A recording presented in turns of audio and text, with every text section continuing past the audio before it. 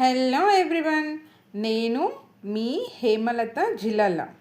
నేను ఈరోజు జామకాయని మరింత టేస్టీగా ఎలా చేయాలి అనేది మీకు చూపిస్తానండి. మీకు జామకాయని ఎలా తినడం అంటే ఇష్టమో నాకు కామెంట్ చేయండి. అలాగే ఇప్పుడు నేను చేసిన విధంగా ఒకసారి మీరు ట్రై చేసి ఒకసారి అది టేస్ట్ చేసి ఎలా ఉందో అనేది కూడా నాకు కామెంట్ చేయండి. ఫస్ట్ నేను ఒక జామకాయని తీసుకొని అది చిన్న చిన్న ముక్కలుగా కట్ చేసుకున్నానండి. ఆ తర్వాత ఒక బౌల్లో వేసేసి అందులో కొద్దిగా కారం, కొద్దిగా ఉప్పు, కొద్దిగా గరం మసాలా, కొద్దిగా ధనియాల పొడి, కొంచెం మిరియాల పొడి వేసేసుకొని కలిపేసుకోవాలండి. మనం స్పూన్తో సాఫ్ట్గా కలిపితే అది కలవదండి.